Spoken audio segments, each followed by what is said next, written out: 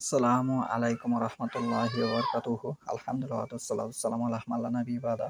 আউযু বিল্লাহি মিনাশ শাইতানির রাজিম। বিসমিল্লাহির রহমানির রহিম। আযাআলাল আলিহাতা ইলাহা ওয়াহিদা। একমাত্র আল্লাহর উপাসনা করতে হবে। বহু উপাস্যের উপাসনা করা যাবে না। একমাত্র আল্লাহর উপাসনা করতে হবে। দলিল সূরা সাদের ৩৮ নম্বর সূরার ৫ নম্বর আয়াত। আজকের বক্তব্যের বিষয় হলো কি কি কাজ করলে শরীক হয়। কোরআনে কি কাজ সম্পর্কে এখানে উল্লেখ করেছেন সেটা আজকে বলবো। ১ নম্বর হচ্ছে একজনের উপাসনা করতে হবে। দ্বিতীয় কারো উপাসনা করা যাবে না। দলিল ৩৮ নম্বর সূরা ৫ নম্বর আয়াত। এবং ২ নম্বরে হচ্ছে একমাত্র আল্লাহকে সেজদা করতে হবে এবং চন্দ্র সূর্যকে সেজদা করা যাবে না। আল্লাহর সৃষ্টির সেজদা করা যাবে না। আল্লাহর সৃষ্টির সেজদা করা যাবে না। ৪১ নম্বর সূরার ৩৭ নম্বর আয়াত পড়ে দেখুন, চন্দ্র সূর্যকে সেজদা করা যাবে না এবং আল্লাহর সৃষ্টির সেজদা করা যাবে না। ওয়াল্লাহু খালাকাকুম ওয়া মা তা'মালুন। তোমাদেরকে ও তোমরা যা কিছু তৈরি করো তা আল্লাহরই সৃষ্টি করেছেন। ৩৭ নম্বর সূরা সাফফাত আয়াত ৯৬। তোমাদেরকে সৃষ্টি করেছেন এবং তোমরা যা কিছু তৈরি করো তা আল্লাহ সৃষ্টি করেছেন। তোমরা যা কিছু তৈরি করো তা আল্লাহ সৃষ্টি করেছেন। তার মানে তার সৃষ্টির সেজদা করা যাবে না। দলিল ৪১ নম্বর সূরার ৩৭ নম্বর আয়াত, ৩৭ নম্বর সূরার ৯৬ নম্বর আয়াত। ৩ নম্বর হচ্ছে তোমরা আল্লাহ ব্যতীত যাদেরকে ডাকো আমাকে তাদেরকে ডাকতে নিষেধ করা হয়েছে। দলিল ৪০ নম্বর সূরার ৬৬ নম্বর আয়াত।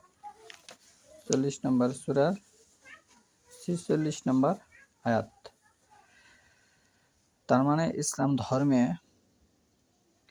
আল্লাহ ছাড়া অন্য কাউদেরকে ডাকা যাবে না, এটি স্পষ্টভাবে নিষেধ আছে। এবং আল্লাহ বলতেছে ৪০ নম্বর সূরা ৬০ নম্বর আয়াতে, ওয়াকালা রাব্বুকুম উদউনি আস্তাজিব লাকুম। তোমাদের প্রভু বলেছেন তোমরা আমাকে ডাকো আমি তোমাদের ডাকে সাড়া দেব। ৪০ নম্বর সূরা ৬০ নম্বর আয়াত পড়ে দেখুন। তার মানে আল্লাহকে ডাকলে আল্লাহ সাড়া দেবে, আল্লাহকেই ডাকতে হবে। এবং ৬৬ নম্বর আয়াতে, ৪০ নম্বর সূরার ৬৬ নম্বর আয়াতে আল্লাহ বলতেছে যে কুল বলো, ইন্নি আমাকে নহিত নিষেধ করা হয়েছে, আন আবুদাল্লাযিনা যাদের উপাসনা তোমরা করো আল্লাহ ব্যতীত, তাদউনা মিন দুনিল্লাহি তাদেরকে ডাকতে আমাকে নিষেধ করেছে আল্লাহ ব্যতীত। তোমরা যাদেরকে ডাকো আল্লাহ ব্যতীত তাদেরকে ডাকতে আমাকে নিষেধ করা হয়েছে। নহিত আমাকে নিষেধ করেছে, ইন্নি আমাকে নিষেধ করা হয়েছে তোমরা যাদেরকে ডাকো আল্লাহ ব্যতীত তাকে ডাকতে নিষেধ করেছে। আল্লাহ ব্যতীত অন্য কাউকে ডাকা যাবে না। সে মানুষও হতে পারে, সে গাছপালা হতে পারে, সে কোনো তাবিজ হতে পারে, বস্তু হতে পারে, জিনও হতে পারে, তাকে ডাকা যাবে না। তাহলে কি হবে? শরীক হবে। তাহলে ডাকের বিষয়ে নিষেধ করা হয়েছে, সেজদার বিষয়ে নিষেধ করা হয়েছে, বহু উপাস্যকে উপাসনা হিসাবে, আবাদত হিসাবে বহুজনের আবাদত করতে নিষেধ করা হয়েছে। আল্লাহ ব্যতীত অন্য একজনকে স্থাপন করলে বহুজন হবে। তাহলে এখানে বিষয়টি ক্লিয়ার হয়ে গেল। এবং ৪ নম্বরে মাধ্যম স্থাপন করা যাবে না।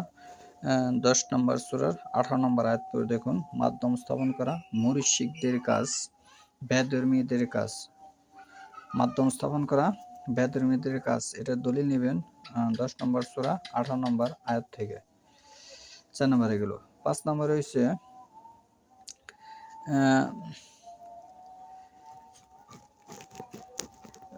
৩৭ নম্বর সূরার 158 নম্বর আয়াত, 37 নম্বর সূরার 158 নম্বর আয়াতে এখানে বলা হইতেছে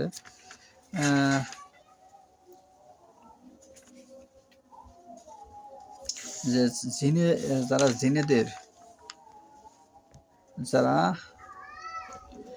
জিনেদের উপাস্য হিসেবে স্থাপন করেছে, তাদের এবং জিনদের আল্লাহর দরবারে হাজির করা হবে। তাদের এবং জিনদের আল্লাহর দরবারে হাজির করা হবে শাস্তির জন্য। অনেক মানুষ বর্তমানে জিন দ্বারা মানুষ নিজের ক্ষমতা প্রয়োগ করে সমাজে।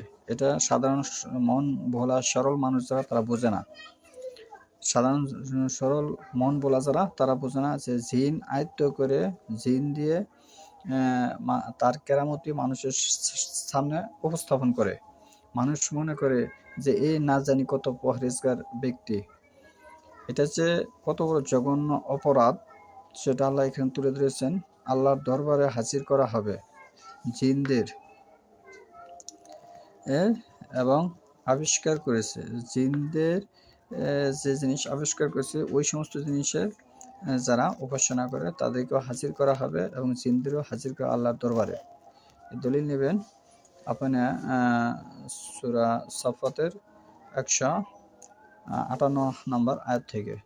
তাহলে কারো কেরামতি দেখে ওহির অনুসরণ ত্যাগ করা যাবে না, একমাত্র ওহির অনুসরণ করতে হবে।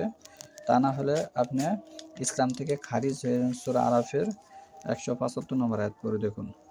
যে ব্যক্তি ওহির অনুসরণ করে না যে কোনো কাজে, সে তখন আর মুসলিম থাকে না, তখন শয়তান হয়ে যায়। যে ব্যক্তি যে কোনো কাজে ওহির অনুসরণ করে না, যদি ওহির অনুসরণ না হয় তাহলে তখন সে আর মুসলিম থাকবে না, তখন সে শয়তানের আনুগত্য হয়ে যাবে। তখন সে আর মুসলিম থাকবে না, সেটা কাজটা হয়ে যাবে শয়তানের আনুগত্য। তাহলে প্রত্যেকটা খাতিরে আপনার আল্লাহর আদেশ ও নিষেধ দেখে ওহির অনুসরণ কিনা সেটা যাচাই বাছাই করে আপনার করতে হবে। সেটা সালাতও হতে পারে, সেটা আল্লাহর ডাকও হতে পারে, সেটা কোনো উপাসনা আবাদতের মাধ্যম হতে পারে, সেটা সিজদাও হতে পারে, সেটা কোনো কর্ম হতে পারে। তাহলে এখানে কর্মের কথা কিন্তু বলা হয়েছে 37 নম্বর সূরা, 37 নম্বর সূরা 95 নম্বর আয়াত। আল্লাহ বলতেছে 95 নম্বর আয়াতে, তোমাদের সৃষ্টি করেছেন এবং তোমরা যা করো সে কর্ম আল্লাহ সৃষ্টি করেছেন। তার মানে সব কর্মের অনুমতি আল্লাহ দেয়নি। যেমন কোরআনে আছে সূরা তাকবীরে আগের পিছনে দুষ্কারীরা, অপরাধীরা নিজের কন্যা সন্তানকে হত্যা জীবিত পুঁতে দিত। এখন কি আপনি নিজের সন্তানকে জীবিত পুঁতে দিবেন? না। তার মানে কোরআনে থাকলেই সেটা হবে না, সেটা আদেশ না, নিষেধ। সেটা আগে আপনার যাচাই বাছাই করতে হবে, পরে সেটা করতে হবে। তাহলে বিষয়টা ভাবুন, চিন্তা ভাবনা করুন।